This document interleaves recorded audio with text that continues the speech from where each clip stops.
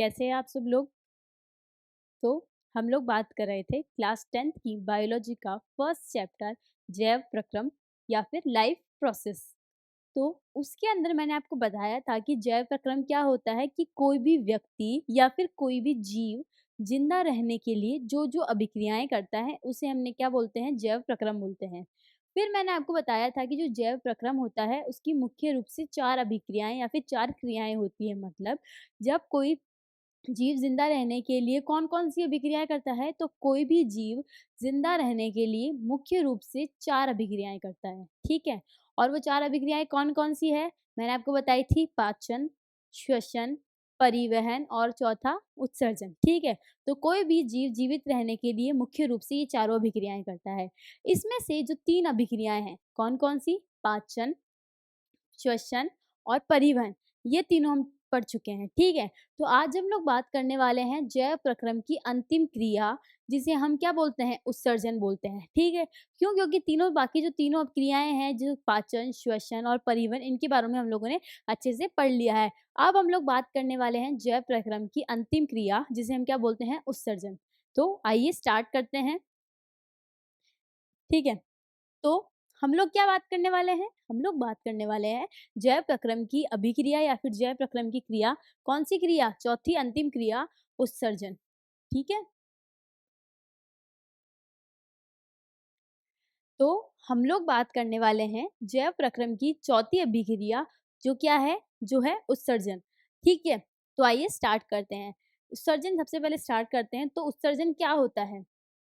हमें पता होना चाहिए इस शब्द का अर्थ, कि उत्सर्जन किसे बोलते हैं। तो क्या होता है? कोई भी अवांछित पदार्थ, क्या होता है? अवांछित पदार्थ, अवांछित पदार्थ, अवांछित पदार्थ। अब अवांछित पदार्थ का क्या करना? शरीर से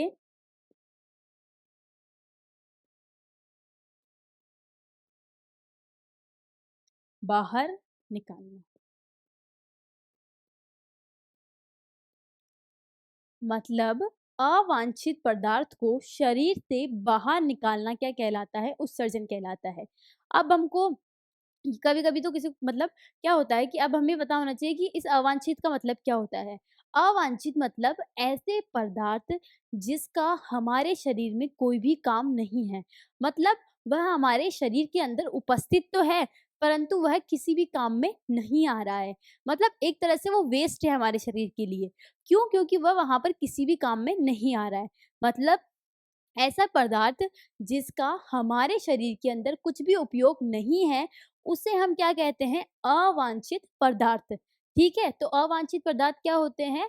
अनुपयोगी पदार्थ, ठीक है? वही है, अनुपयोगी पदार्थ, ठीक है? तो हमारे शरीर के अनुपयोगी पदार्थ को शरीर से बाहर निकालने की क्रिया क्या कहलाती है? उत्सर्जन कहलाती है, ठीक है?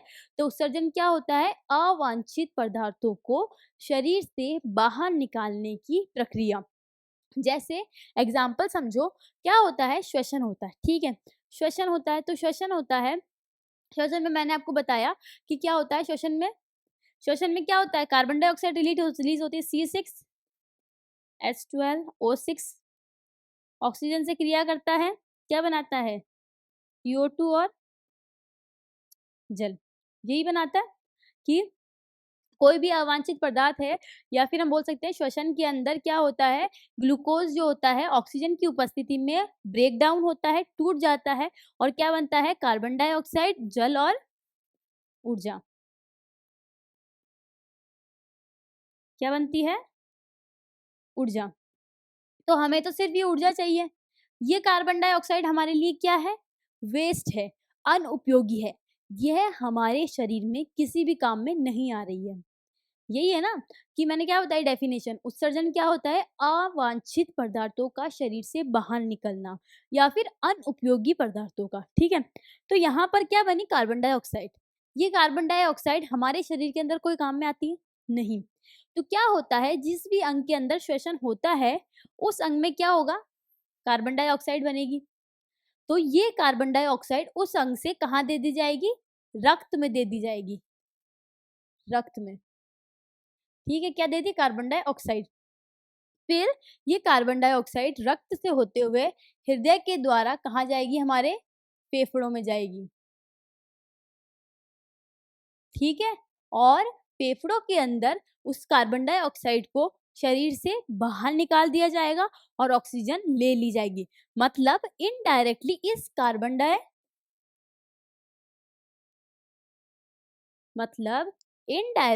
इस कार्बन डाइऑक्साइड को शरीर से बाहर निकाल दिया गया। किसके द्वारा? फेफड़ों के द्वारा। ठीक है? तो उत्सर्जन क्या होता है? अवांछित पदार्थ या फिर अनावश्यक पदार्थ जिसका हमारे शरीर में कोई भी कार्य नहीं है, तो अनावश्यक तथा अवांछित पदार्थों को शरीर से बाहर निकालना। जैसे कार्बन डाइऑक्साइड को क्या करता है? फेफड़ों के द्वारा बाहर निकाल दिया जाता है। क्यों? क्योंकि कार्बन डाइऑक्साइड हमारे शरीर में किसी भी काम में नहीं आती है। ठीक है? तो समझ में आया आपको कि उत्सर्जन क्या होता है? कुछ ही नहीं कि भाई क्या होता है उत्सर्जन? कुछ नहीं होता, सिंपल सा ऐसे पदार्थ जिसका हमारे शरीर में कोई भी काम नहीं है, उसे शरीर से बाहर निकाल देना। ठीक है? तो स्टार्ट करते हैं। तो सबसे पहले हम लोग बात करेंगे उत्सर्जन की डेफिनेशन की। तो डेफिनेशन पढ़ते हैं। तो उत्सर्जन क्या पढ़ रहे हैं? उत्सर्जन। तो देखो, अपशिष्ट तथा अवांछित पदार्थ, अपशिष्ट तथा अवांछित पदार्थ शरीर से बाहर निकालना। अपशिष्ट तथा अवांछित पदार्थ को शरीर से बाहर निकालने की प्रक्रिया या फिर शरीर से बाहर निकालना क्या कहलाता है? हमारा उत्सर्जन।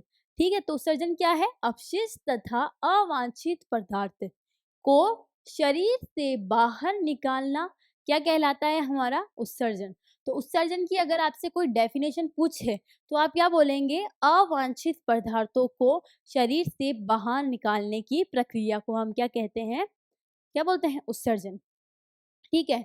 अब मैं आपको हमेशा बताती हूँ कि मैंने जो बताया आपको कि जैव प्रक्रम की 4 क्रियाएँ हैं। ठीक है? कौन-कौन सी? पाचन, श्वसन, परिवहन और उत्सर्जन।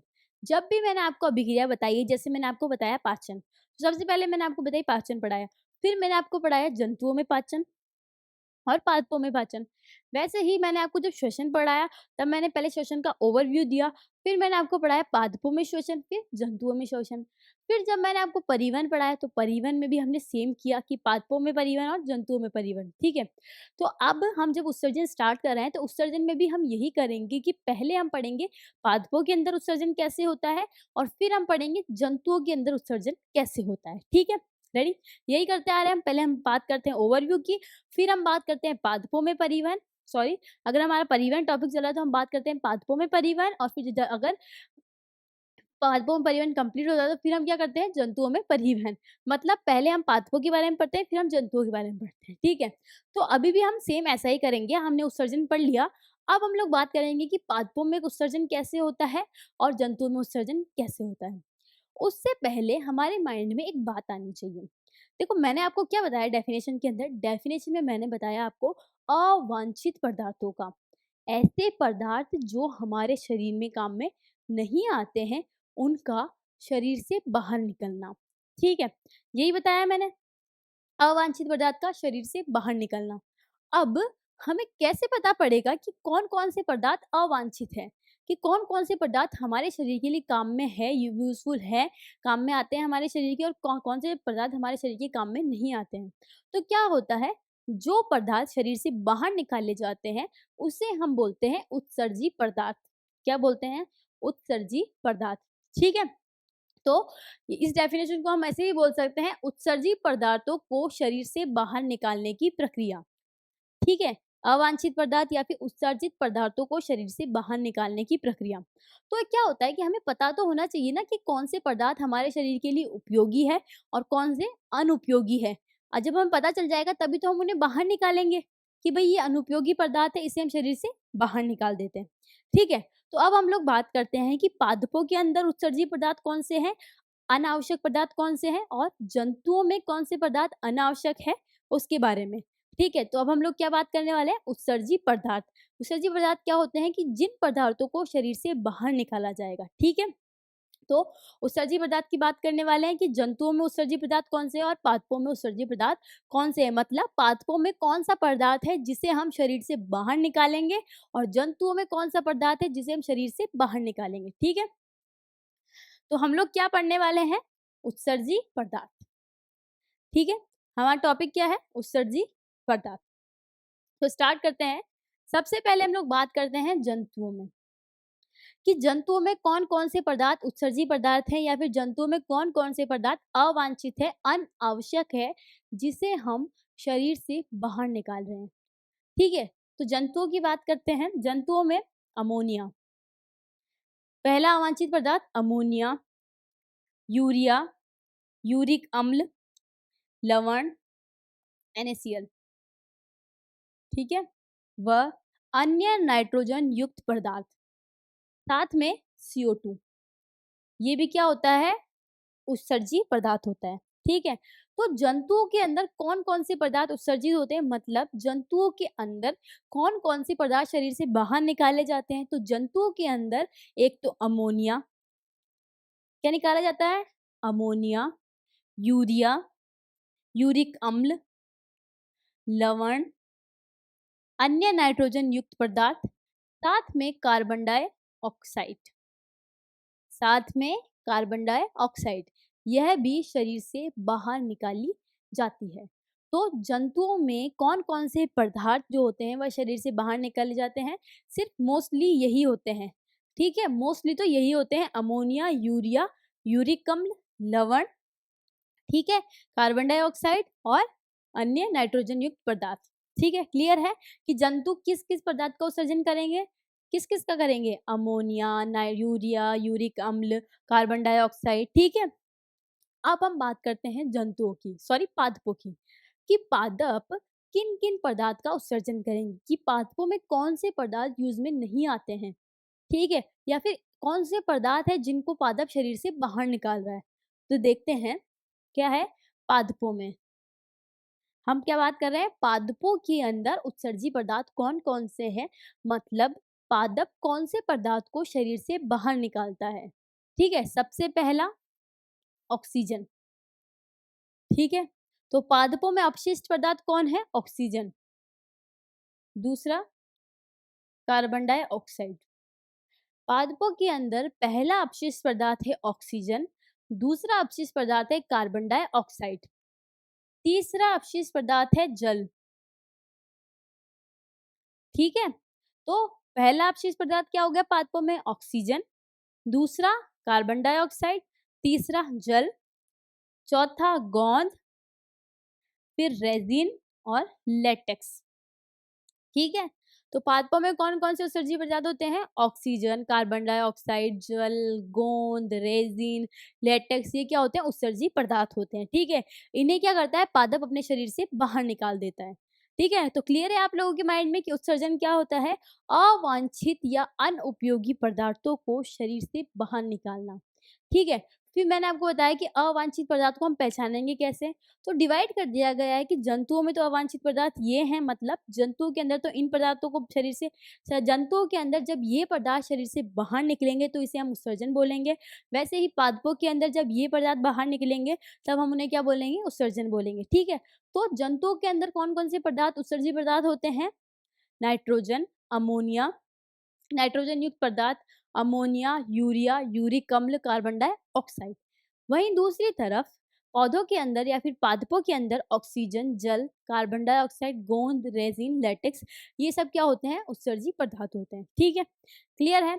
अब हम स्टार्ट करने जा रहे हैं पादपों के अंदर उत्सर्जन, ठीक है।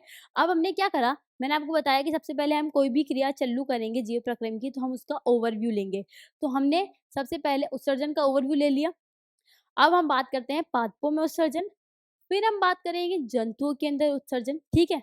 तो सबसे पहले आज हम पढ़ेंगे पादपों के अंदर उत्सर्जन। आइए स्टार्ट करते हैं। तो हमारा टॉपिक क्या है, पादपों में उत्सर्जन, ठीक है।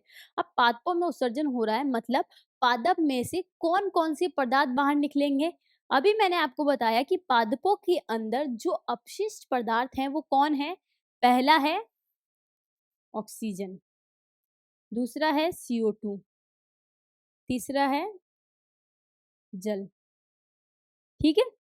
पहला ऑक्सीजन, दूसरा कार्बन डाइऑक्साइड, तीसरा जल। साथ में गोंद, रेजिन, लैक्टेस भी होते हैं, बट मेनली हम लोग इनकी बात करते हैं अभी। ठीक है? तो क्या होता है, प्रकाश संश्लेषण की क्रिया होती है। ठीक है? तो पादपों में क्या होता है, पादपों में प्रकाश संश्लेषण की क्रिया तथा श्वसन की क्रिया के दौरान बनने वाला कार्बन डाइऑक्साइड, ये क्या बोल रहा है कि प्रकाश संश्लेषण में तो जो बन रहा है कार्बन डाइऑक्साइड और सॉरी कि प्रकाश संश्लेषण में जो बन रहा है ऑक्सीजन और जो श्वसन में बन रहा है वह कार्बन डाइऑक्साइड क्या कर रहा है, ऑक्सीजन पादपों के लिए अपशिष्ट पदार्थ है। मतलब मैंने आपको बताया था कि पादपों के अंदर क्या होता है, प्रकाश संश्लेषण। प्रीवियस लेक्चर में या फिर जब हमने स्वपोषण पर पोषण पढ़ा था उसके अंदर स्वपोषी पौधे परपोषी पौधे, उसमें मैंने आपको ये अच्छे समझाया है प्रकाश। प्रकाश संश्लेषण क्या क्या होता है, मैं आपको बताती थी, ये पत्ती है, इस पे सनलाइट आएगी। ठीक है? पत्ती ने क्या करा, एनवायरनमेंट से क्या ली, CO2, यहाँ से लिया जल और क्या बनाया, भोजन बनाया। यही बताती थी मैं, CO2, वाटर, सनलाइट, क्या बनेगा, C6H12O6 ऑक्सीजन। ठीक है? तो प्रकाश संश्लेषण की क्रिया में बनने वाला ऑक्सीजन, क्या बोल रहा है, प्रकाश संश्लेषण की क्रिया में बनने वाला ऑक्सीजन तथा श्वसन, श्वसन की क्रिया में क्या होता है, C6,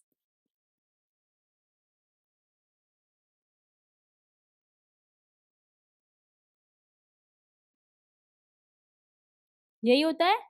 अगर आप लोगों ने अच्छे से पढ़ा होगा तो आप लोगों को सब कुछ याद होगा कि प्रकाश संश्लेषण में क्या होता है, श्वसन की क्रिया में क्या होता है। इसीलिए बोलते हैं कि जो आपको पढ़ाते हैं ना पुराना, तो वो आपको याद होना चाहिए अच्छे से। जब उनको समझ लेते हैं ना, तो क्योंकि ये जो पुरानी चीज होती है ना, वो आगे के टॉपिक में आती जाती है। अगर आप लोगों ने ये पहले अच्छे से नहीं समझा होगा ना, तो आज भी आपको समझ में नहीं आएगा। और जिन बच्चों ने इसको पहले अच्छे से समझा होगा ना, उनको ये आसानी से समझ में आ रहा होगा। तो क्या होता है कि पादपों के अंदर प्रकाश संश्लेषण की क्रिया के दौरान बनने वाला ऑक्सीजन, ये ऑक्सीजन यहाँ पर किसी काम का नहीं है।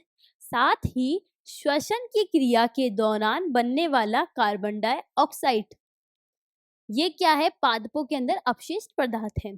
तो पादपों के अंदर प्रकाश संश्लेषण के द्वारा बनने वाला ऑक्सीजन तथा श्वसन की क्रिया के दौरान बनने वाला कार्बन डाइऑक्साइड पादप के अपशिष्ट पदार्थ है और वह पादप से बाहर निकाल दिए जाते हैं।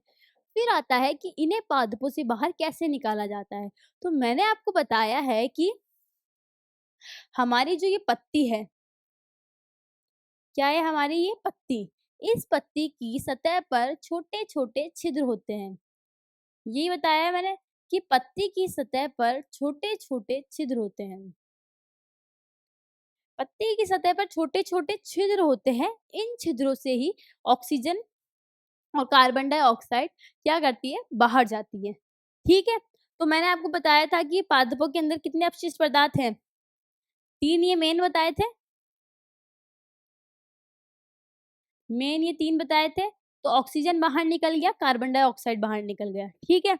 प्रकाश संश्लेषण में जो ऑक्सीजन बनता है वो किसी भी काम का नहीं होता है। मैंने आपको तब भी बताया था, ये उप-उत्पाद होता है। इसे पौधे बाहर निकाल देते हैं और फिर इस ऑक्सीजन को ये हम कैसे ले लेते हैं, हमारे शरीर के अंदर ले लेते हैं श्वसन की क्रिया के दौरान।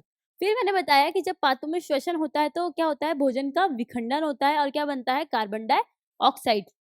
ये कार्बन डाइऑक्साइड भी किसी भी काम का नहीं होता है। तो रात के समय पौधे क्या करते हैं, कार्बन डाइऑक्साइड छोड़ते हैं।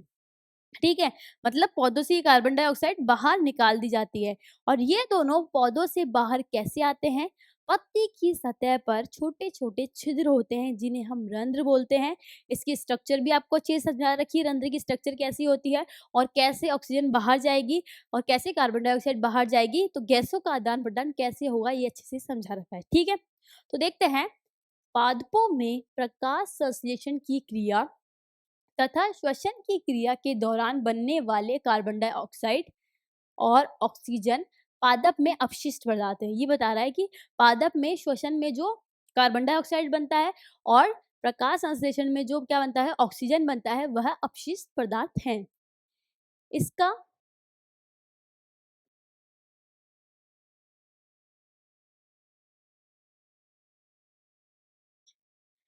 इसका निष्कासन विसरण विधि द्वारा रंध्रों के माध्यम से हो जाता है। मतलब इसका निष्कासन कहाँ से होता है? विसरण के द्वारा रंध्रों के माध्यम से हो जाता है। ठीक है, तो कैसे बाहर जाते हैं? ये रंध्रों से, और रंध्र कहाँ पर होते हैं? इस पत्ती पर। ठीक है, फिर आता है जल। मैंने आपको इन दो के बारे में तो बता दिया कि पादप में ऑक्सीजन बाहर निकल गया, कार्बन डाइऑक्साइड बाहर निकल गया। अब ये जल कैसे बाहर निकलेगा? तो याद करो, मैंने आपको एक वाष्पोत्सर्जन नाम का एक टॉपिक पढ़ाया है। ठीक है, तो वाष्पोत्सर्जन मतलब क्या होता है? पानी का वाष्प बनकर उड़ जाना। ठीक है, तो क्या होता है? पानी जो होता है वाष्प बनकर उड़ जाता है। कैसे? देखो, क्या होता है जब पत्तियों के पास में पानी आएगा, ठीक है, जब पत्तियों के पास में पानी आएगा तो इस पे सूरज की रोशनी आएगी। सूरज की रोशनी आने से पत्ती क्या हो जाएगी? गर्म हो जाएगी। जब पत्ती गर्म हो जाएगी और उस पे पानी आएगा तो वह पानी वाष्प बनकर उड़ जाएगा। ठीक है, मतलब वो पानी यहाँ पर था, अब वो वाष्प बन के उड़ गया, मतलब हवा में चला गया। तो इस पत्ती से वह बाहर निकल गया, मतलब पानी का उत्सर्जन हो गया। कैसे? वाष्पोत्सर्जन द्वारा। वाष्पोत्सर्जन द्वारा किसका निष्कासन होता है? किसका उत्सर्जन होता है? जल का। तो पादपों में जल का उत्सर्जन कैसे होता है? वाष्पोत्सर्जन की क्रिया के द्वारा होता है। ठीक है, याद रखना। जल का निष्कासन वाष्पोत्सर्जन की क्रिया द्वारा होता है। यही बताया मैंने कि जल कैसे निकलेगा? वाष्पोत्सर्जन की क्रिया के द्वारा जल जो होता है वाष्प बनकर उड़ जाएगा। ठीक है, फिर हम आगे बात करते हैं। पहले हम लोगों ने बात कर ली कि मैंने आपको बताया था कि पत्ती के अंदर या फिर जो हमारे पादप है उसके अंदर अपशिष्ट पदार्थ कौन कौन से होते हैं? ऑक्सीजन, कार्बन डाइऑक्साइड, जल, ये मेन होते हैं। ठीक है, अब हम बात करते हैं कार्बनिक अपशिष्ट पदार्थ। पौधों के अंदर भी कार्बनिक अपशिष्ट पदार्थ होते हैं। तो देखो क्या होता है? कार्बनिक अपशिष्ट पदार्थ का निर्माण उपापचय क्रियाओं के दौरान होता है। जो गोंद, रेजिन, लेटेक्स वगैरह है, दो इनका निर्माण कैसे होता है? उपापचय क्रियाओं के द्वारा। या फिर कार्बनिक अपशिष्ट पदार्थों का निर्माण कैसे होता है? उपापचय क्रियाओं के दौरान। हम लोगों ने पता कर लिया कि ऑक्सीजन कैसे बाहर जाता है पादपों से। हम लोगों ने पता कर लिया कि पादपों से कार्बन डाइऑक्साइड कैसे बाहर जाता है। हम लोगों ने पता कर लिया कि पादपों से जल कैसे बाहर जाता है। अब हमें पता करना है कि पादपों से जो कार्बनिक अपशिष्ट पदार्थ है वह कैसे बाहर जाते हैं। ठीक है, तो सबसे पहले क्या होता है? कार्बनिक अपशिष्ट पदार्थ का निर्माण कहाँ पर होता है और कैसे होता है? उपापचय क्रियाओं के दौरान। उपापचय क्रियाओं के दौरान क्या होता है? कार्बनिक अपशिष्ट पदार्थों का निर्माण होता है। ठीक है, तथा पादप इन्हें भिन्न भिन्न रूपों में विभिन्न अंगों में एकत्रित कर लेते हैं। क्या होता है? पादप के अंदर कार्बनिक अपशिष्ट पदार्थ बन गया, ठीक है, कि भाई ये पदार्थ पादप के किसी भी भाग, मतलब पादप के किसी भी काम का नहीं है। तो पादप क्या करता है? उस पदार्थ को स्टोर कर लेता है। क्या करता है? स्टोर कर लेता है। किसका? उस पदार्थ का। ठीक है, तो पादप ने क्या करा? उस पदार्थ को स्टोर करके रख लिया। अलग अलग अंगों में उसको एकत्रित कर लेता है, मतलब स्टोर भी कर सकता है या फिर एकत्रित करके रख लेता है। तो पादप क्या करता है? कार्बनिक अपशिष्ट पदार्थ को अपने अलग अलग अंगों में एकत्रित कर लेता है। जैसे बात करते हैं पत्ती। पादप अपना मोस्टली जो अपशिष्ट पदार्थ होता है वो कहाँ पर एकत्रित करके रखते हैं? पत्ती के अंदर। जैसे ही क्या होगा? पत्ती पेड़ से अलग होगी तो साथ ही में वो अपशिष्ट पदार्थ भी पेड़ से अलग हो जाएगा। इसीलिए पादप अपना अधिकतर अपशिष्ट पदार्थ कहाँ पर एकत्रित करके रखते हैं? पत्ती के अंदर। उन्हें पता है जैसे ही ये पत्ती पादप से अलग होगी वैसे ही यह अपशिष्ट पदार्थ भी क्या हो जाएगा, बाहर निकल जाएगा। ठीक है, देखो ये पत्ती है, ये भी पत्ती है, ये भी पत्ती है। अब यहाँ पर क्या था, अपशिष्ट पदार्थ है। लिख देती हूँ मैं, ये क्या है, अपशिष्ट पदार्थ, अवांछित लिख देती हूँ, अवांछित पदार्थ। अब क्या होगा कि पादप के पास में जितना भी अवांछित पदार्थ आएगा वो इसके अंदर स्टोर करता जाएगा। ये यहाँ स्टोर कर लिया, यहाँ स्टोर कर लिया, यहाँ इकट्ठा कर लिया। अब एक टाइम पे क्या होगा, ये पत्ती इस पेड़ से अलग होगी। जैसे ही ये पत्ती इस पेड़ से अलग हो जाएगी तो क्या होगा, जैसे ये पत्ती यहाँ पर गिर गई इससे, तो जब ये पत्ती अलग हुई तो इसके साथ में जो अवांछित पदार्थ था वो भी पादप से अलग हो गया। मतलब वह अवांछित पदार्थ भी पेड़ से अलग हो गया। तो यही क्या था, हमारा सर्जन था। किसका, कि अपशिष्ट पदार्थ का शरीर से बाहर निकलना। और पादपों के अंदर क्या होता है, अपशिष्ट पदार्थ को या फिर अवांछित पदार्थ को पत्तियों के अंदर भी एकत्रित किया जाता है। ठीक है, तो देखो एग्जाम्पल, जैसे पत्ती, पादप अपनी पत्तियों के अंदर अपशिष्ट पदार्थ का संग्रहण करते हैं। ठीक है, तथा जब पत्ती पेड़ से अलग हो जाती है तब पत्ती के साथ अपशिष्ट पदार्थ भी, क्या बोल रहा है कि जब पत्ती पेड़ से अलग हो जाती है तब अपशिष्ट पदार्थ भी पादप से अलग हो जाते हैं। ठीक है, समझ में आया। साथ ही में आप देखोगे आपके आसपास बम्बुल का पेड़ होता है, वहां पर उस पेड़ के तने पे आप देखोगे कि लाल लाल सा गोंद जैसा चिपचिपा लगा हुआ होता है। वो गोंद भी क्या होता है, अपशिष्ट पदार्थ होता है। तो वो बहुत सारे अपशिष्ट पदार्थ तने से भी बाहर निकलते हैं और बहुत सारे अपशिष्ट पदार्थ पत्तियों के अंदर भी स्टोर हो जाते हैं। आप देखते हो कि पूरे साल भर में 1 महीना ऐसा आता है कि जिसके अंदर पेड़ की सारी पत्तियां झड़ जाती हैं। ठीक है, मतलब पेड़ का सारा अपशिष्ट पदार्थ बाहर निकल गया, अब उस पे नई पत्तियां आती है। ठीक है, आप लोगों ने अगर अच्छे से ऑब्जर्व किया होगा तो आपको दिखेगा।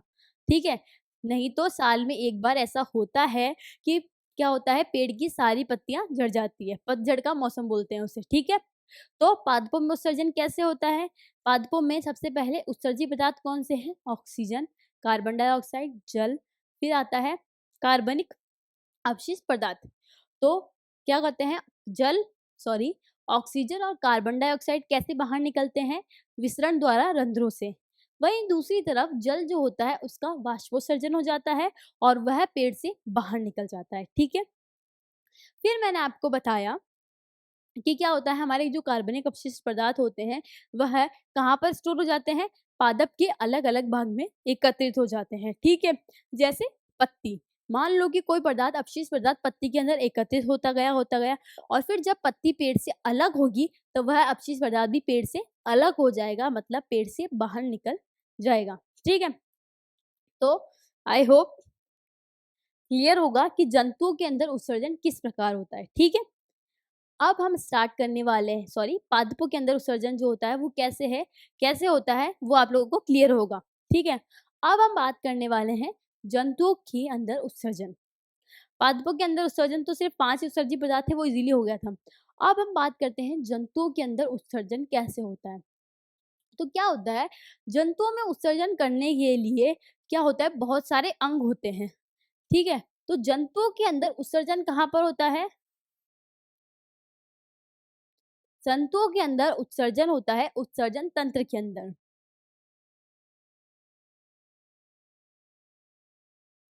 जंतुओं के अंदर उत्सर्जन कहाँ होता है, उत्सर्जन तंत्र के अंदर। ठीक है, तो जंतुओं के अंदर उत्सर्जन कहाँ होगा, उत्सर्जन तंत्र के अंदर। फिर मैंने आपको बताया था कि जैसे मैंने आपको बताया था कि वो मानव के अंदर पाचन कहाँ होता है, पाचन तंत्र में होता है, आहार नाल में होता है। तो आहार नाल जो होता है उसके बहुत सारे भाग होते हैं। वैसे ही मैंने आपको बताया कि जंतुओं के अंदर परिवहन कैसे होता है, परिवहन तंत्र में होता है। तो मैंने आपको परिवहन तंत्र के भी 3 भाग बताए, हृदय, रक्त और रक्त वाहिनियां। वैसे ही जंतुओं के अंदर उत्सर्जन कहाँ पर हो रहा है, उत्सर्जन तंत्र में। तो इस उत्सर्जन तंत्र में भी बहुत सारे अंग होते हैं। तो ये उत्सर्जन अंग किनसे मिलकर बना हुआ होता है, 4 4 चीज़ों से मिलकर बना हुआ होता है या फिर 4 अंगों से मिलकर बना हुआ होता है। क्या? हमारा उत्सर्जन तंत्र। मैंने आपको बताया था परिवहन। प्रीवियस लेक्चर के अंदर हम लोगों ने परिवहन ही पढ़ा कि जंतुओं में परिवहन कैसे होता है? परिवहन तंत्र में होता है या फिर रक्त परिवहन तंत्र में होता है। अब जो रक्त परिवहन तंत्र होता है वह 3 चीज़ों से मिलकर बना हुआ होता है, रक्त, रक्तवाहिनियाँ और हृदय। वैसे ही जंतुओं के अंदर उत्सर्जन कहाँ पर होता है? उत्सर्जन तंत्र में होता है, ठीक है? और ये उत्सर्जन तंत्र कितने अंगों से मिलकर बना हुआ होता है? 4 अंगों से। तो आगे आइए बात करते हैं आगे। तो सबसे पहले कि उत्सर्जन कहाँ होगा? उत्सर्जन तंत्र में। और हम लोग कहाँ पर बात कर रहे हैं? मनुष्य के अंदर, मानव के अंदर। तो हम लोग बात करते हैं सबसे पहले मनुष्य के अंदर उत्सर्जन उत्सर्जन तंत्र में होता है और हम मानव की बात कर रहे हैं तो क्या बात करेंगे? मानव उत्सर्जन तंत्र। ठीक है? क्लियर है? तो हम क्या पढ़ने वाले हैं? मानव उत्सर्जन तंत्र। मतलब मानव के अंदर उत्सर्जन किस प्रकार से होता है? तो मानव के अंदर उत्सर्जन मानव उत्सर्जन तंत्र में होता है। ठीक है? तो देखो, मानव में उत्सर्जन तंत्र निम्न से मिलकर बना हुआ होता है। ठीक है? बात मैंने आपको बताया कि मानव में उत्सर्जन कहाँ होगा? उत्सर्जन तंत्र में होगा। फिर ये लाइन बता रही है कि उत्सर्जन तंत्र निम्न से मिलकर बना हुआ होता है। किन से? इनसे। 1, 2, 3, 4। तो जो हमारा उत्सर्जन तंत्र होता है, इन सब से मिलकर क्या बनता है? हमारा उत्सर्जन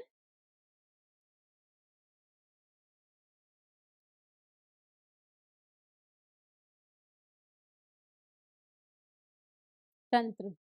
ठीक है? तो उत्सर्जन तंत्र कैसे बनता है? इन सब से मिलकर किसका निर्माण होता है? उत्सर्जन तंत्र का निर्माण होता है। ठीक है? तो कौन-कौन से हैं अंग? तो सबसे पहला अंग है वृक्क या फिर किडनी। वृक्क या फिर किडनी, ठीक है? डॉक्टर कभी सुना होगा आप लोगों ने कि डॉक्टर बोलता है किसी की आपकी किडनी खराब है। बोलता है ना जो दारू पीते हैं ज़्यादा उनकी या फिर ड्रिंक करते हैं, उनकी किडनी खराब हो जाती है। ठीक है? तो पहला उत्सर्जी अंग कौन-सा है? वृक्क या किडनी। दूसरा मूत्र वाहिनी, तीसरी मूत्राशय, चौथा मूत्र मार्ग। फर्स्ट है वृक्क या फिर किडनी, दूसरा है मूत्र वाहिनी जिसे हम यूरेटर भी बोलते हैं, तीसरा है मूत्राशय जिसे हम यूरिनरी ब्लैडर बोलते हैं, चौथा है हमारा मूत्र मार्ग जिसे हम यूरेथ्रा बोलते हैं। ठीक है? तो इनके इंग्लिश नाम भी याद रख लो, इसका किडनी होता है, इसका यूरेटर होता है, इसका यूरिनरी ब्लैडर होता है और इसका यूरेथ्रा होता है। ठीक है? तो उत्सर्जन तंत्र किससे मिलकर बना हुआ होता है? 4 अंगों से मिलकर बना हुआ होता है। कौन-कौन से? वृक्क से मिलकर बना होता है। वृक्क को हम क्या बोलते हैं? किडनी भी बोलते हैं। फिर आता है मूत्रवाहिनी, मूत्राशय और मूत्र मार्ग। ठीक है? तो देखते हैं अब। अभी-अभी मैंने आपको बताया कि जो हमारा मानव उत्सर्जन तंत्र है या फिर जो हमारा उत्सर्जन तंत्र है, किनसे मिलकर बना हुआ है? 4 चीज़ों से मिलकर बना हुआ है। किनसे? 4 चीज़ों से या फिर 4 अंगों से। यही बताया मैंने कि जो हमारा उत्सर्जन तंत्र है वह 4 अंगों से मिलकर बना हुआ है। वो 4 अंग कौन-कौन से बताए थे मैंने? पहला बताया था वृक्क, ठीक है? दूसरा मूत्र पहला वृक्क, मूत्र वाहिनी, तीसरा मूत्राशय जिसे हम यूरिनरी ब्लैडर भी बोलते हैं और चौथा मूत्र मार्ग, यूरेथ्रा। ठीक है? इन चारों से मिलकर बना हुआ है, ठीक है? तो ये डायग्राम के अंदर देखो, ये पूरा डायग्राम है हमारा मानव उत्सर्जन तंत्र का।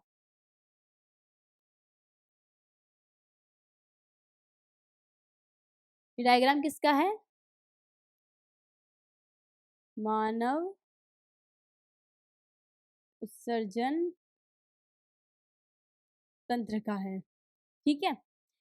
ये अंग ये इस डायग्राम के अंदर उपस्थित है, ठीक है? तो सबसे पहले हम लोग बात करते हैं वृक्क की।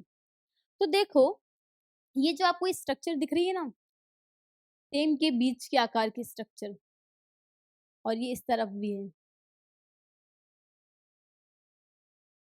ये क्या है हमारी किडनी या फिर हमारा वृक्क, ठीक है। तो वृक्क मैं यहाँ पर 1 नंबर लिख देती हूँ, क्योंकि यहाँ पर वृक्क का कितना नंबर है, 1 नंबर। तो ये क्या है हमारे वृक्क या फिर हमारी किडनी। तो दिख रहा है कितनी है, 1 और 2, तो 1 पेयर, ठीक है। अगर जोड़े में पूछे तो मतलब 1 जोड़ी, और संख्या में पूछे तो 2। तो किडनी कितनी होती है, 2। या फिर अगर आपसे पूछे कि हमारे शरीर में कितनी जोड़ी किडनी है, कितनी जोड़ी वृक्क है, तो हम बोलेंगे 1 जोड़ी।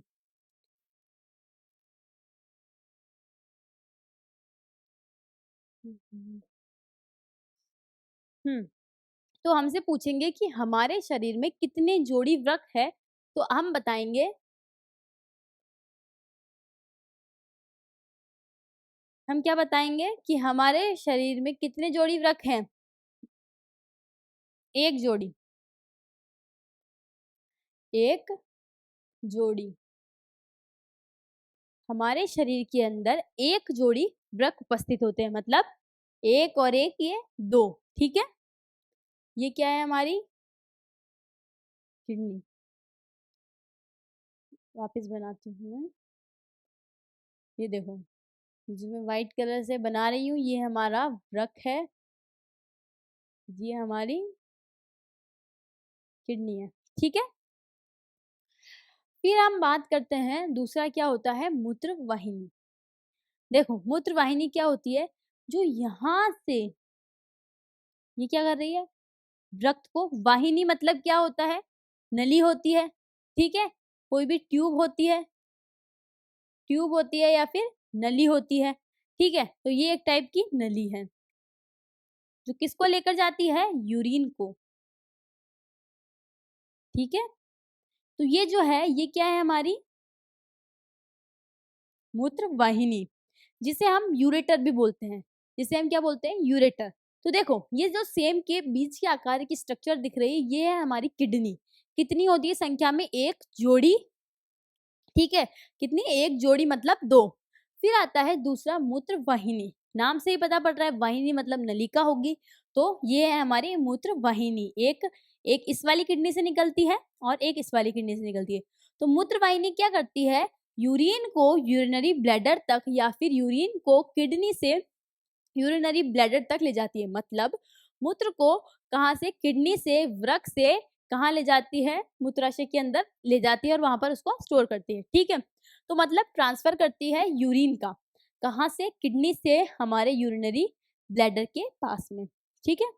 तो ये क्या है हमारी मूत्र वाहिनी।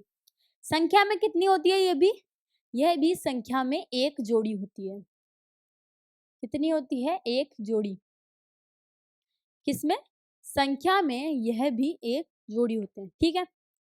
फिर आता है हमारा तीसरा, क्या बताया, मूत्राशय। ये है हमारा मूत्राशय। ये क्या है हमारा मूत्राशय, जिसे हम क्या बोलते हैं, यूरिनरी ब्लैडर। ये है हमारा मूत्राशय। तो यहाँ पर क्या होता है, यूरिन का संग्रहण किया जाता है, ठीक है, या फिर आप बोल सकते हो मूत्र को स्टोर करके रखा जाता है। फिर एक पर्टिकुलर टाइम पीरियड पर उसको क्या करता है, बॉडी से बाहर निकाल दिया जाता है, ठीक है। तो सबसे पहले हम लोगों ने बात करी मानव उत्सर्जन तंत्र की। उसमें मैंने आपको बताया कि 4 अंग होते हैं। पहला अंग होता है किडनी या फिर वृक्क, जो कैसे दिखते हैं, ऐसे दिखते हैं, ठीक है। यहाँ पर क्या होता है, यूरिन का या फिर मूत्र का निर्माण होता है। उसके बाद में यहाँ से मूत्र या फिर यूरिन ऐसे होते हुए किसके द्वारा, मूत्र वाहिनी के द्वारा मूत्राशय के अंदर आता है, ठीक है। तो मूत्र वाहिनी क्या करती है, यहाँ से यहाँ पर यूरिन को लाती है। फिर मैंने आपको बताया मूत्राशय, तो ये हमारा, और इसे हम क्या बोलते हैं, यूरिनरी ब्लैडर, ठीक है। फिर मैंने आपको बताया मूत्र मार्ग या फिर यूरेथ्रा। तो ये जो आपको स्ट्रक्चर दिख रही है, ये है हमारा यूरेथ्रा, ठीक है। तो ये है हमारा मानव उत्सर्जन तंत्र, कि मानव उत्सर्जन तंत्र के जो 4 भाग है वो कौन-कौन से हैं। पहला ये वृक्क हो गया, दूसरा ये हमारा मूत्र वाहिनी हो गई, ये हमारा मूत्राशय होगा, यूरिनरी ब्लैडर होगा, और ये हमारा यूरेथ्रा हो गया, ठीक है। क्लियर है कि हमारा जो उत्सर्जन तंत्र है वो कैसा होता है और किन से मिलकर बना हुआ होता है, ठीक है। तो अब हम लोग बात करते हैं उत्सर्जन तंत्र की थोड़ी सी। मानव के हम्म, मानव के उत्सर्जन तंत्र में एक जोड़ा वृक्क, अभी मैंने आपको बताया, देखो कितने हैं,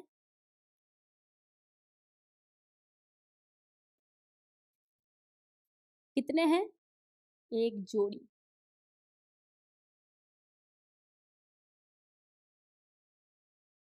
हम्म, ये एक और एक दो, मतलब एक जोड़ी। मानव के उत्सर्जन तंत्र में एक जोड़ी वृक्क, एक जोड़ी मूत्र वाहिनी, ये और ये, ठीक है, कितनी हो गई, दो, मतलब एक जोड़ी। तो मानव उत्सर्जन तंत्र में एक जोड़ा वृक्क, एक जोड़ी मूत्र वाहिनी, एक मूत्राशय, एक मूत्राशय तथा एक मूत्र मार्ग उपस्थित होता है, एक मूत्र मार्ग उपस्थित होता है। ये लाइन क्या कह रही है कि मानव के उत्सर्जन तंत्र में एक जोड़ी वृक्क, एक जोड़ी वृक्क, एक जोड़ी मूत्र वाहिनी, एक जोड़ी मूत्र वाहिनी, एक मूत्राशय, ये एक मूत्राशय और एक मूत्र मार्ग उपस्थित होता है। फिर आगे बढ़ते हैं। वृक्क किडनी मूत्र बनाने के बाद, मतलब किडनी का क्या फंक्शन होता है, वृक्क क्या करता है,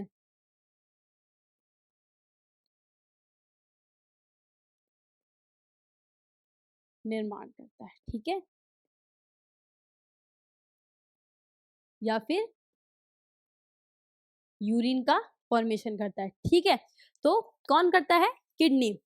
तो ये क्या बता रहा है, वृक्क किडनी मूत्र बनाने के बाद वह मूत्र वाहिनी द्वारा मूत्राशय में आता है। ये किडनी क्या कर रही है, अभी अभी मैंने बताया किडनी क्या कर रही है, यूरिन का निर्माण कर रही है।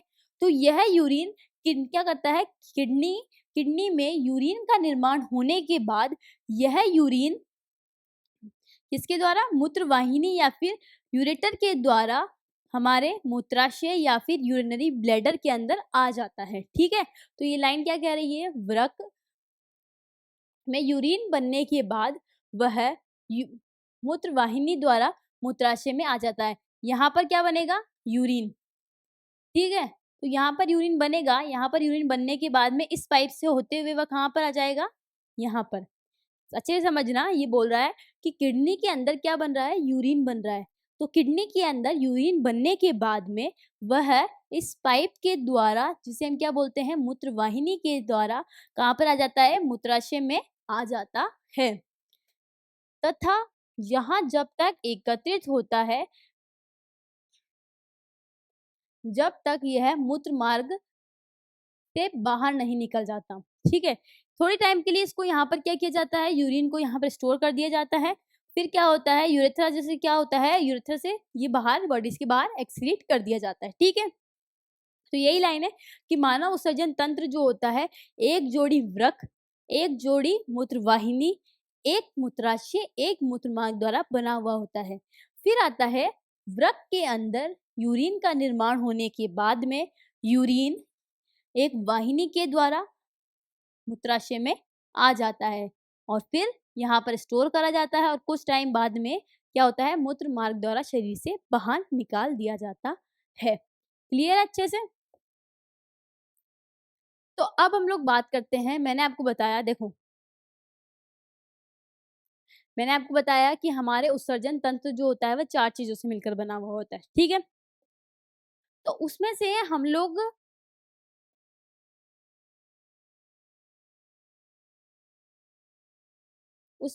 लोग स्टार्ट करते हैं, सबसे पहले क्या स्टार्ट करते हैं, वृक्क। तो हम लोग बात करने वाले हैं किडनी या फिर वृक्क की, ठीक है। तो स्टार्ट करते हैं। किडनी क्या होती है, मैंने अभी आपको बताई थी, किस शेप की होती है, बीन शेप की, या फिर सेम के बीच की आकार की। ये क्या है, हमारी किडनी। तो देखो हम स्टार्ट कर रहे हैं वृक्क या फिर किडनी।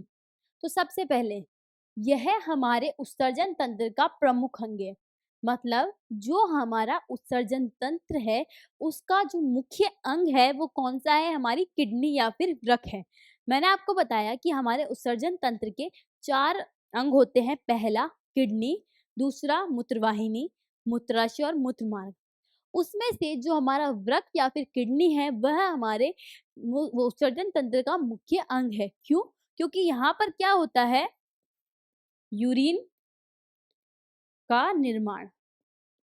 क्या होता है? यूरिन का निर्माण। इसीलिए यह यहाँ का क्या है? प्रमुख अंग है। फिर आता है वृक्क या फिर किडनी, सेम के बीज के आकार के। ये क्या है? सेम के बीज के आकार के गहरे लाल भूरे रंग के होते हैं। इनका कलर कैसा होता है? रेडिश ब्राउन कलर के होते हैं। किडनी कौन से कलर की होती है? रेडिश ब्राउन कलर की होती है हमारी किडनी। ठीक है? तो किडनी क्या होती है? सबसे पहली बात तो यह है हमारे उत्सर्जन तंत्र का मुख्य अंग है। फिर आता है दूसरा कि यह कैसी होती है? यह सेम के बीच के आकार की होती है और साथ में गहरे लाल भूरे रंग की होती है। फिर हम बात करते हैं वयस्क मनुष्य में इसकी लंबाई। वयस्क मनुष्य में इसकी लंबाई कितनी होती है? 10 से 12 सेंटीमीटर लॉन्ग होती है। कितनी होती है? 10 से 12 सेंटीमीटर लॉन्ग होती है। फिर आती है इसकी चौड़ाई। तो जो इसकी चौड़ाई होती है वह कितनी होती है? 5 से 6 सेंटीमीटर। तो जो हमारा वृक्क होता है या फिर किडनी होती है, इसकी लंबाई तो होती है 10 से 12 सेंटीमीटर और इसकी चौड़ाई होती है 5 से 6 सेंटीमीटर। ठीक है, तो सबसे पहले क्या करो, एक चीज़ याद रख लो, लंबाई। मान लो आप लोगों ने लंबाई याद रख ली 10 और 12, तो चौड़ाई आपको याद करने की ज़रूरत नहीं है। आप माइंड में रखो कि लंबाई ज़्यादा है, चौड़ाई कम है, तो 5 10 का आधा 5 6, तो इसकी चौड़ाई क्या हो गई? 5 6। ठीक है? फिर आता है इसका वेट। इसका भार 120 से 170 ग्राम होता है। किसका भार? हमारा जो क्या होता है, हमारी जो किडनी होती है उसका भार कितना होता है? 120 से 170 ग्राम। किसका होता है? हमारी किडनी का भार होता है। ठीक है? तो किडनी क्या है? उत्सर्जन तंत्र का प्रमुख अंग है। गहरे लाल भूरे रंग की होती है। सेम के बीज के आकार की शेप की होती है। लंबाई होती है 10 से 12 सेंटीमीटर और चौड़ाई 5 से 6 सेंटीमीटर और इसका वेट कितना होता है? 120 टू 170 ग्राम। ठीक है, 120 से 170 ग्राम। और एक चीज क्या होता है, दो तरफ की किडनी होती है, एक तो राइट वाली और एक लेफ्ट वाली। जो राइट वाली किडनी होती है या फिर जो राइट वाला वृक्क होता है वह नीचे की तरफ होता है और जो ऊपर वाला वृक्क होता है, सॉरी, जो लेफ्ट वाला वृक्क होता है वो थोड़ा ऊपर होता है। ठीक है? क्यों? ये जो लेफ्ट वाली किडनी होती है ना, ये ऐसे होती है, ये राइट वाली किडनी थोड़ी नीचे होती है। क्यों? क्योंकि जो राइट साइड में क्या होता है, राइट साइड में हमारा लीवर प्रेजेंट होता है। इसी के कारण जो हमारी राइट वाली किडनी होती है वह थोड़ी नीचे होती है, दबी हुई होती है। क्यों? क्योंकि राइट साइड में क्या प्रेजेंट होता है? हमारे लीवर प्रेजेंट होता है। ठीक है? तो देखो, अभी-अभी मैंने आपको बताया कि हमारी किडनी क्या करती है? यूरिन का निर्माण करती है। बताया? क्या करती है?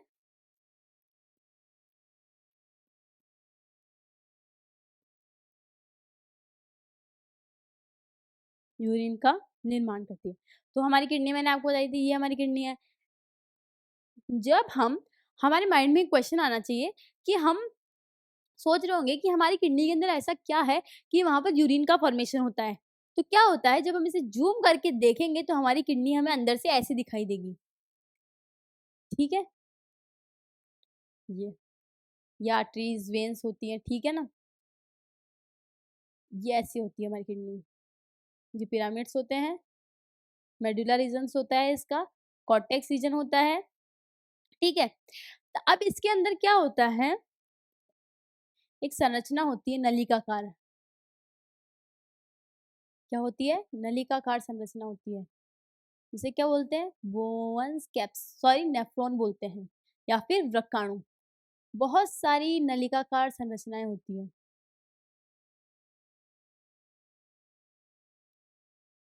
ठीक है? ये नलिकाकार संरचनाएँ क्या करती है? यूरिन का फॉर्मेशन करती है, मूत्र का निर्माण करती है। तो हमारी किडनी के अंदर बहुत सारी नलिकाकार संरचनाएँ होती हैं, जिन्हें हम व्रकाणु क्या बोलते हैं? व्रकाणु। व्रकाणु, वृक्क के अंदर पाने वाला व्रकाणु। तो हमारी किडनी या फिर हमारे वृक्क के अंदर बहुत सारी नलिकाकार संरचनाएं होती है जिसे हम बोलते हैं व्रकाणु। यह व्रकाणु क्या करते हैं? यूरिन का फॉर्मेशन करते हैं। तो पूछे किडनी के अंदर यूरिन का फॉर्मेशन कौन करता है? तो व्रकाणु। और हमारे उत्सर्जन तंत्र में यूरिन का फॉर्मेशन कौन करता है? हमारी वृक्क या फिर हमारा किडनी। तो देखो हमारा किडनी अंदर से ऐसा दिखता है, इसके अंदर बहुत सी नलिकाकार संरचना है।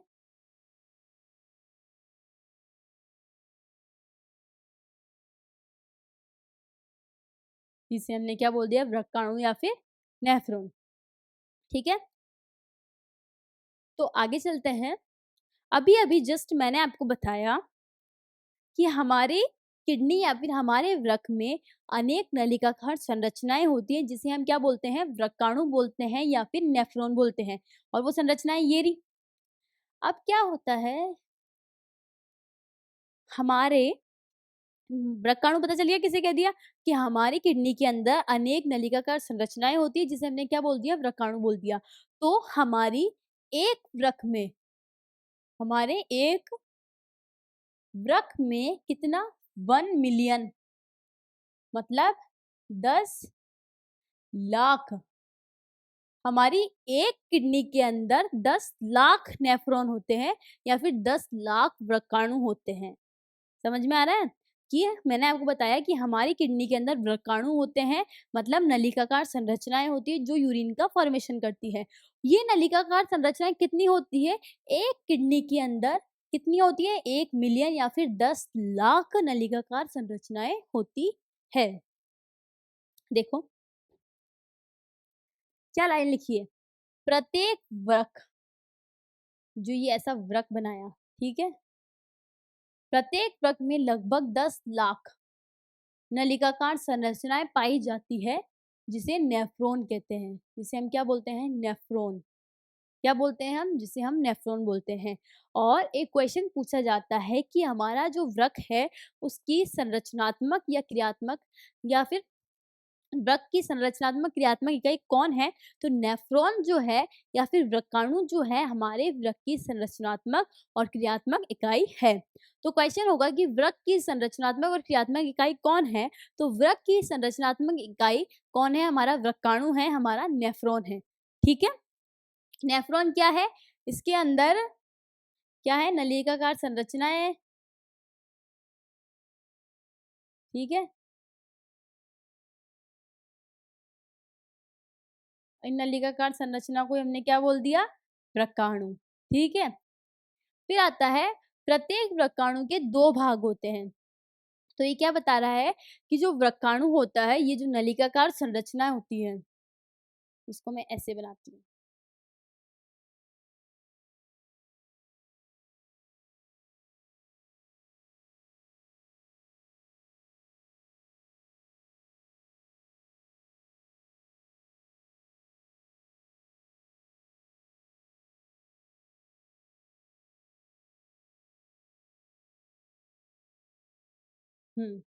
ये नलिकाकार संरचनाएं कैसी दिखती है? ऐसी।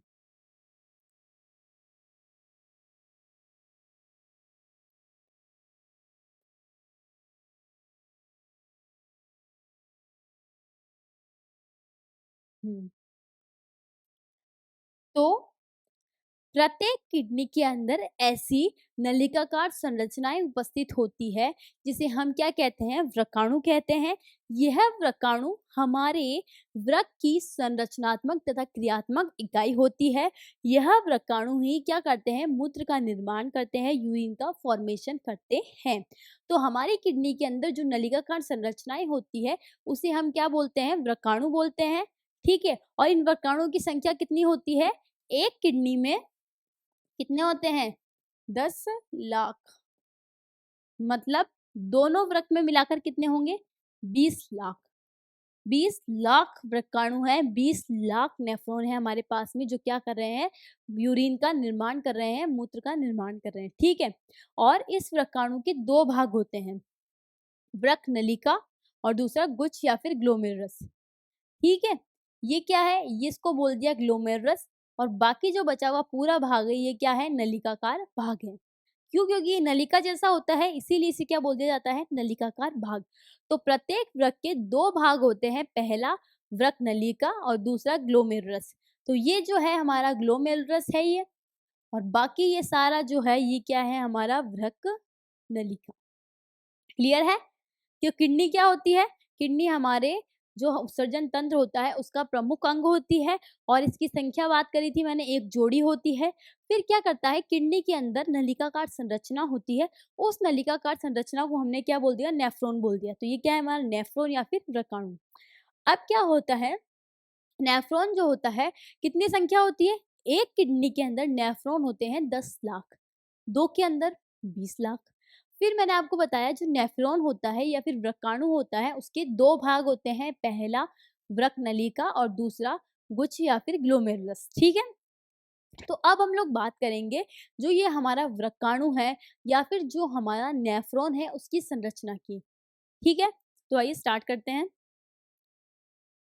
हुँ, यही बताया मैंने।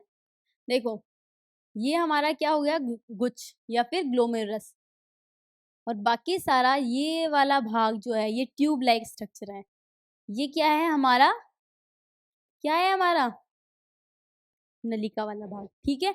अभी-अभी मैंने बताया कि व्रकाणु के 2 भाग होते हैं, ग्लोमेरुलस और वृक्क नलिका। तो ये वाला है ग्लोमेरुलस और बाकी है ये ट्यूब लाइक स्ट्रक्चर, ये क्या है? नलिका, ठीक है? तो अब हम लोग बात करते हैं इसकी स्ट्रक्चर की। तो नेफ्रॉन की संरचना, एग्ज़ाम में क्वेश्चन आता है कि नेफ्रॉन की संरचना को समझाइए, तब आपको ये बताना है, ठीक है? तो क्वेश्चन आएगा कि नेफ्रॉन की संरचना को समझाइए, तो आप लोग क्या करेंगे? सबसे पहले नेफ्रॉन की डेफिनेशन लिखेंगे। नेफ्रॉन क्या होता है? किडनी के अंदर अनेक नलिकाकार संरचनाएं उपस्थित होती है। इन नलिकाकार संरचनाओं को हम क्या कहते हैं? व्रकाणु कहते हैं। एक किडनी के अंदर 10 लाख, 2 किडनी में 20 लाख, ठीक है? फिर लिखेंगे प्रत्येक व्रकाणु के 2 भाग होते हैं। कितने भाग? 2 भाग। तो प्रत्येक व्रकाणु के 2 भाग होते हैं, वृक्क नलिका और गुच्छ या फिर ग्लोमेरुलस, ठीक है? तो सबसे पहले हम लोग बात करेंगे गुच्छ या फिर ग्लोमेरुलस की, फिर हम देखेंगे नलिकाएँ। तो सबसे पहले हम लोगों ने लिया गुच्छ या फिर ग्लोमेरुलस, ठीक है? तो क्या होता है? वृक्कीय अभिवाही धमनी की कोशिकाओं का बना एक गुच्छा ग्लोमेरुलस कहलाता है। क्या होता है कि ये क्या होती है? एक अभिवाही धमनी होती है। और आप लोगों को मैंने बताया कि धमनी जो होती है, क्या करती है? छोटी-छोटी वाहिनियों में विभाजित होती है या फिर छोटी नलिकाओं में विभाजित होती है। देखो,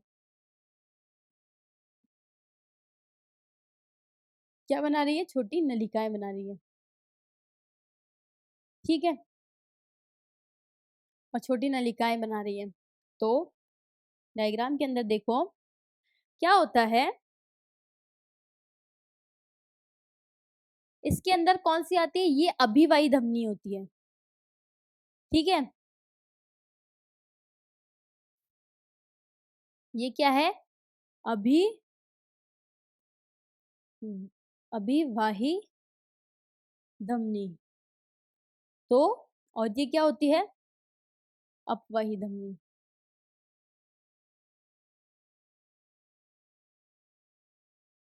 अब देखो क्या होता है? अभिवाही धमनी जब हमारी नेफ्रॉन के अंदर प्रवेश करती है, तो वो क्या करती है? छोटी-छोटी केशिकाओं में विभाजित हो जाती है, ठीक है? आपको पता है धमनियाँ जो होती है, छोटी-छोटी ब्रांच बना लेती हैं। वैसे ही जब ये अभिवाही धमनी इसके अंदर आएगी, किसमें? नेफ्रॉन के अंदर, तब ये छोटी-छोटी केशिकाओं में विभाजित हो जाएगी, ठीक है? तो इसे जब ये छोटी-छोटी केशिकाओं में विभाजित हो जाएगी, तो केशिकाओं में विभाजित होकर ये गुच्छे जैसी संरचना बना लेगी। कैसी? ये जो गुच्छा बना है, एक गुच्छे जैसी संरचना बना लेगी, उसे हम क्या बोलते हैं? ग्लोमेरुलस। तो अभिवाही धमनी की केशिकाएँ क्या करती है? एक गुच्छा बना लेती है, उस गुच्छे को हम क्या बोलते हैं? क्या बोलते हैं उसको हम? ग्लोमेरुलस। तो ग्लोमेरुलस क्या होता है? वृक्कीय अभिवाही धमनी, ठीक है? तो ये क्या बोल रहा है? वृक्कीय अभिवाही धमनी, ठीक है? वृक्कीय अभिवाही धमनी की केशिकाएँ। इस धमनी की केशिकाएँ क्या करती है, एक गुच्छा बना लेती हैं। तो अभिवाही धमनी की केशिकाओं का बना एक गुच्छा क्या कहलाता है, ग्लोमेरुलस कहलाता है। ठीक है, तो अभिवाही धमनी की केशिकाओं का बना एक गुच्छा क्या कहलाता है, ग्लोमेरुलस कहलाता है या फिर गुच्छ कहलाता है। फिर आता है वृक्क नलिका। ठीक है, वृक्क नलिका वाले भाग की बात करते हैं। तो सबसे पहले आता है, हम लोगों ने बात करी कि क्या होता है, ये जो आर्टरी है,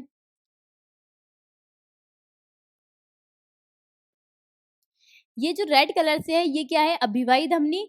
और ये अभिवाही धमनी जो होती है, यहाँ पर अंदर क्या बना लेती है, एक गुच्छा बना लेती है। क्या बना लिया इसने, रेड कलर का गुच्छा बना लिया, दिख रहा है आपको, ये अभिवाही धमनी है, इसने रेड कलर का ये क्या बना रखा है, गुच्छा बना रखा है।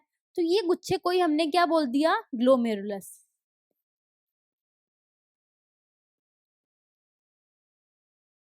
अभिवाही धमनी की केशिकाओं का एक गुच्छा क्या कहलाता है, हमारा ग्लोमेरुलस कहलाता है। फिर आता है बोवन्स कैप्सूल। बोवन्स कैप्सूल क्या होता है, वृक्क नलिका दोहरी झिल्ली युक्त प्यालेनुमा संरचना से प्रारंभ होती है। ये क्या बोल रहा है, वृक्क नलिका दोहरी झिल्ली,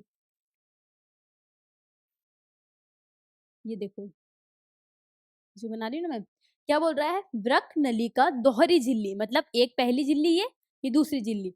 वृक्क नलिका दोहरी झिल्ली युक्त प्यालेनुमा, ये संरचना कैसी है, प्याले जैसी संरचना है, बाउल जैसी संरचना है। तो वृक्क नलिका दोहरी झिल्ली से युक्त प्यालेनुमा संरचना से प्रारंभ होती है, अर्थात इस प्यालेनुमा संरचना को बोमस कैप्सूल्स कहते हैं। ठीक है, तो बोमस कैप्सूल क्या होता है, जो हमारा नेफ्रॉन होता है, तो या फिर जो हमारी वृक्क नलिका होती है, वो कहाँ से स्टार्ट होती है, दोहरी झिल्ली, मतलब वृक्क नलिका दोहरी झिल्ली युक्त प्यालेनुमा, वृक्क नलिका दोहरी झिल्ली युक्त प्यालेनुमा संरचना से प्रारंभ होती है। देखो डायग्राम के अंदर, ये जो येलो कलर की, ये जो आपको दिख रही है येलो कलर की, यही क्या है, बोवंस कैप्सूल है, मतलब दोहरी झिल्ली वाली प्यालेनुमा संरचना। इसका स्ट्रक्चर देखो, ये प्याले जैसी दिख रही है, प्याले जैसी संरचना दिख रही है, नहीं दिख रही है।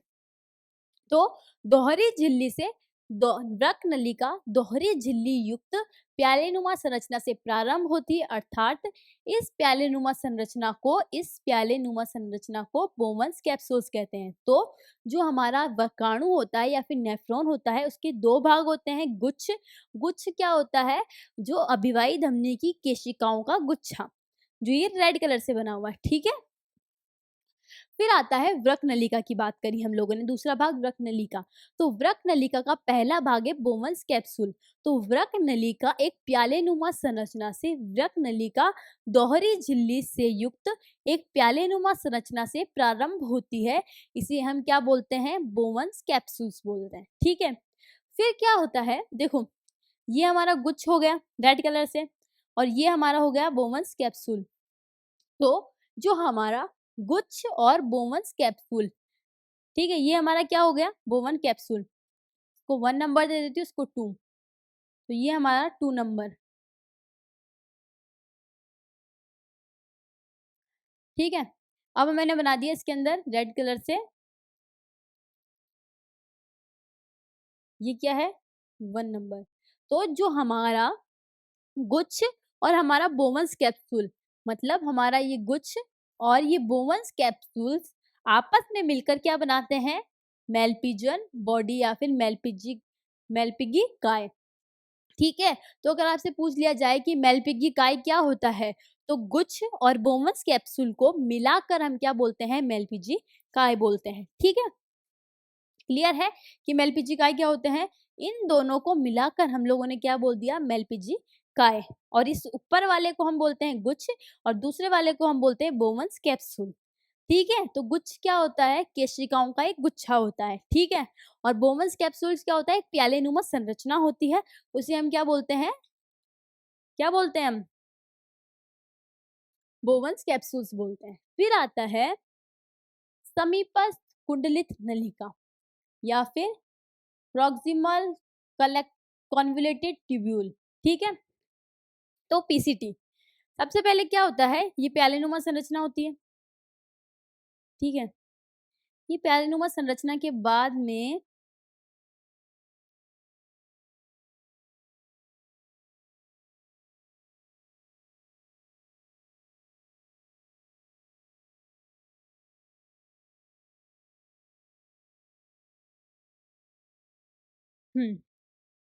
ठीक है, ये येलो कलर से इसमें मैं गुच्छ बना देती हूँ, ठीक है। तो ये पढ़ लिया हम लोगों ने, ये पढ़ लिया, ठीक है। अब क्या होता है, अब हम पढ़ रहे हैं समीपस्थ कुंडलित नलिका या फिर पीसीटी।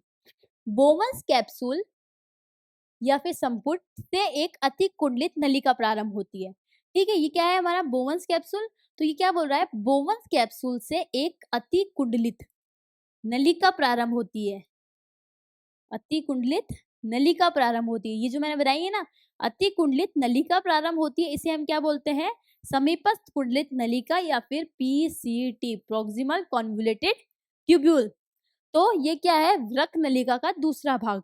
वृक्क नलिका का पहला भाग क्या है, बोवंस कैप्सूल। वृक्क नलिका प्यालेनुमा संरचना से स्टार्ट होती है, जिसे हम बोलते हैं बोवंस कैप्सूल। फिर मैंने आपको बताया वृक्क नलिका का दूसरा भाग है हमारा समीपस्थ कुंडलित नलिका, जिसे हम प्रोक्सिमल कॉन्वोल्यूटेड ट्यूब्यूल भी बोलते हैं, ठीक है। तो बोवंस कैप्सूल एक अति कुंडलित नलिका से प्रारंभ होता है, तो ये बोवंस कैप्सूल है। बोवंस कैप्सूल से एक अति कुंडलित नलिका प्रारंभ होती है, इसे हम बोलते हैं प्रोक्सिमल कॉन्वोल्यूटेड ट्यूब्यूल या समीपस्थ कुंडलित नलिका। फिर आता है हेनले का लूप या फिर लूप ऑफ हेनले। तो क्या होता है, वृक्काणु में आगे एक हेयर पिन के आकार की संरचना होती है। देखो आप लोगों को पता है जूड़ा पिन, देखिए आप लोगों ने अपन जूड़ा बनाते हैं, ऐसी संरचना होती है, ठीक है। इसको क्या करते हैं, बालों में टक करते हैं तो फिर हमारा जूड़ा ठहर जाता है बालों के अंदर। तो क्या होता है, इस वृक्काणु के अंदर भी एक हेयर पिन के आकार की संरचना उपस्थित होती है। इसकी दो भुजाएं होती है, आरोही और अवरोही। तो आपको जो ये स्ट्रक्चर दिख रही है ना, ये यही क्या है, हमारी हेलने का लूप, ठीक है। तो मैंने आपको बताया लूप ऑफ हेलने क्या होता है, हेयर पिन के आकार की संरचना होती है। ये हेयर पिन जैसी संरचना है, ठीक है। हेयर पिन के आकार की जैसी एक संरचना होती है, उसे हम क्या बोलते हैं, लूप ऑफ हेनले बोलते हैं। और इसकी दो भुजाएं होती है, अवरोही भुजा और आरोही भुजा, ठीक है। अवरोही भुजा और आरोही भुजा। तो अभी तक क्लियर है। सबसे पहले हम लोगों ने पढ़ा गुच्छ के बारे में, ये गुच्छ क्या होता है। फिर हम लोगों ने पढ़ा बोवंस कैप्सूल्स के बारे में। फिर हम लोगों ने पढ़ा पीसीटी के बारे में। फिर फोर्थ हम लोगों ने पढ़ा क्या, लूप ऑफ हेनले। फिर क्या होता है, लूप ऑफ हेनले या फिर की जो आरोही भुजा होती है, ये वाली भुजा से एक अति कुंडलित नलिका प्रारंभ होती है। इससे भी क्या होता है, एक अति कुंडलित नलिका प्रारंभ होती है। मतलब हेनले लूप की जो आरोही वाली भुजा होती है, उससे भी एक अति कुंडलित नलिका प्रारंभ होती है, जिसे हम क्या बोलते हैं, दूरस्थ कुंडलित नलिका। इसे हम दूरस्थ कुंडलित नलिका क्यों बोलते हैं, क्योंकि ये बोवंस कैप्सूल से दूर होती है। और इसे हम समीपस्थ कुंडलित नलिका क्यों बोलते हैं, क्योंकि यह नलिका बोवंस कैप्सूल के पास होती है। जो कुंडलित नलिका बोवंस कैप्सूल के पास होगी, उसे हम बोलेंगे समीपस्थ कुंडलित नलिका। समीप मतलब पास, ऐसे कुंडलित नलिका जो बोवन कैप्सूल के पास में हो। और ऐसी कुंडलित नलिका जो बोवंस कैप्सूल से दूर हो, उसे हम बोलते हैं दूरस्थ कुंडलित नलिका। तो ये क्या है, हेनले लूप की आरोही भुजा से एक अति कुंडलित नलिका प्रारंभ होती है, जिसे हम क्या बोलते हैं, जिसे हम क्या बोलते हैं, इसे हम बोलते हैं डिस्टल कॉन्वोल्यूटेड ट्यूब्यूल या फिर दूरस्थ कुंडलित नलिका या फिर डीसीटी। तो समझ में आया कि नेफ्रॉन के भाग, कि नेफ्रॉन के कौन कौन से भाग है और कैसे हैं। तो नेफ्रॉन के दो भाग होते हैं, पहला गुच्छ और दूसरा वृक्क नलिका। गुच्छ क्या होता है, केशिकाओं का एक गुच्छा होता है, ठीक है। फिर मैंने बताया वृक्क नलिका। तो वृक्क नलिका का पहला भाग क्या है, हमारा बोवंस कैप्सूल। क्या होता है, दोहरी झिल्ली वाली प्यालेनुमा संरचना होती है, ठीक है। फिर मैंने आपको बताया इस प्यालेनुमा संरचना से एक कुंडलित नलिका निकलती है। उस कुंडलित नलिका को हमने बोल दिया, क्या बोला? समीपस्थ कुंडलित नलिका। इसे समीपस्थ इसलिए बोला गया क्योंकि ये बोमस कैप्सूल के पास में है। फिर क्या होता है, व्रकाणु में आगे एक हेयर पिन की जैसी संरचना दिखती है। उस संरचना को हमने क्या बोला? लूप ऑफ हेनले या फिर हेनले लूप। इस हेनले लूप की दो भुजाएं होती है, और कौन कौन सी होती है वो दो भुजाएं होती है, आरोही व अवरोही। फिर इसकी जो आरोही भुजा होती है किसकी? हेनले लूप की, अति कुंडलित नलिका का निर्माण करती है। इसे हम बोलते हैं डिस्टल कॉन्वोल्यूटेड ट्यूब्यूल या दूरस्थ कुंडलित नलिका या फिर डीसीटी। ठीक है। फिर उसके बाद में क्या होता है, इससे एक और नलिका निकलती है जिसे संग्रहण नलिका कहते हैं। और ये जो सारा यूरिन जो होता है यहाँ से यहाँ होते हुए कहाँ पर जाता है? यहाँ से यहाँ होते हुए इस संग्रहण नलिका में भेज दिया जाता है। मतलब यूरिन सबसे पहले कहाँ जाएगा? इस बोवंस कैप्सूल्स में जाएगा। बोवन कैप्सूल में जाने के बाद में पीसीटी, पीसीटी से होते हुए डीसीटी, सॉरी पीसीटी से होते हुए हेनले लूप, हेनले लूप से होते हुए डीसीटी से होते हुए संग्रहण नलिका में जाएगा, और संग्रहण नलिका से हमारी किडनी के अंदर जाएगा। ठीक है। तो देखो, समीपस्थ कुंडलित नलिका, आरोही भुजा एक अति कुंडलित नलिका में प्रारंभ होती है। जो मैंने बताई थी, ये हेयर पिन हो गया, और ये आरोही भुजा क्या होती है? अति कुंडलित संरचना बनाती है।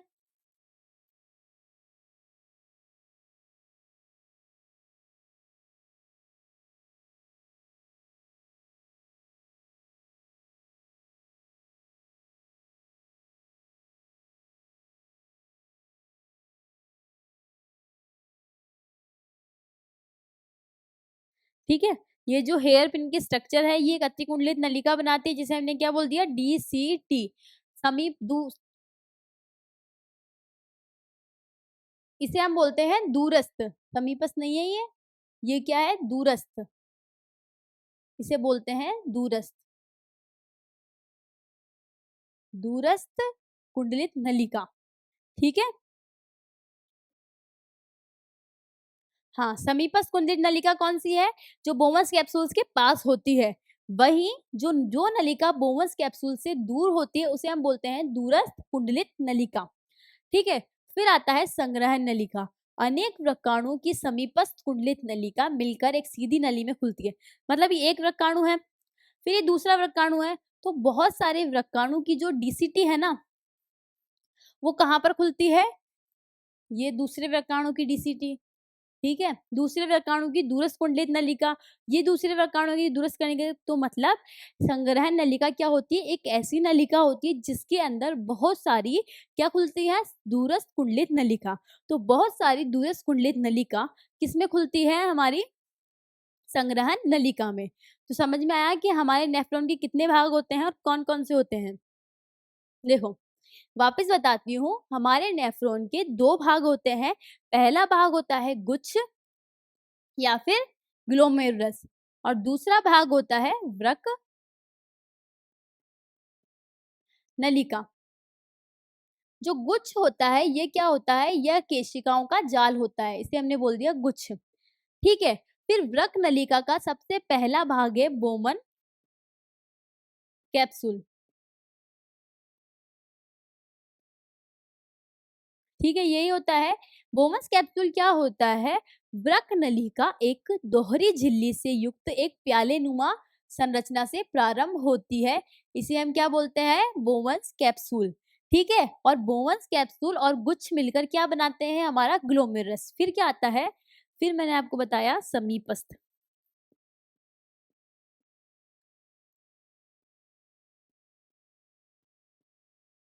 समीपस्थ कुंडलित नलिका। तो जो हमारा बोवंस कैप्सूल्स होता है एक अति कुंडलित नलिका में प्रारंभ होता है। ठीक है। बोवंस कैप्सूल से एक अति कुंडलित नलिका प्रारंभ होती है। तो बोवंस कैप्सूल से एक अति कुंडलित नलिका प्रारंभ होती है, जिसे हम क्या बोलते हैं? समीपस्थ कुंडलित नलिका या फिर पीसीटी। फिर फिर आता है हेलने का लूप। ठीक है। ये क्या होता है? उल्टे हेयर पिन के आकार की संरचना होती है, ठीक है। ये क्या होता है हमारा हेनले लूप। फिर मैंने आपको बताया फिर क्या होता है दूरस्थ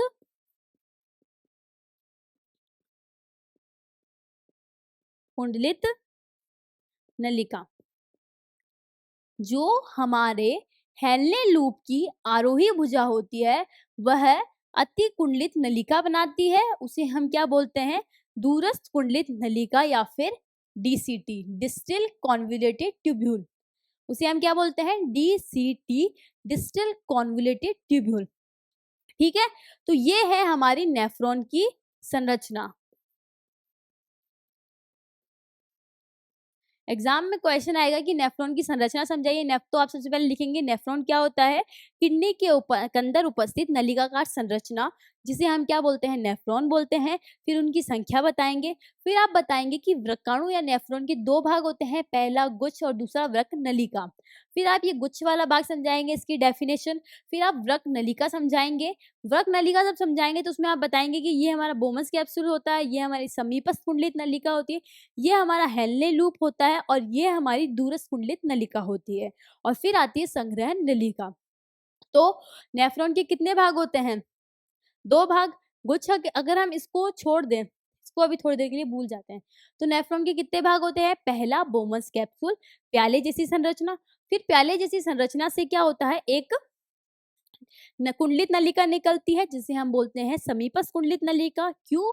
क्योंकि यह बोमस कैप्सूल के पास में होती है, प्यालेनुमा संरचना के पास में होती है।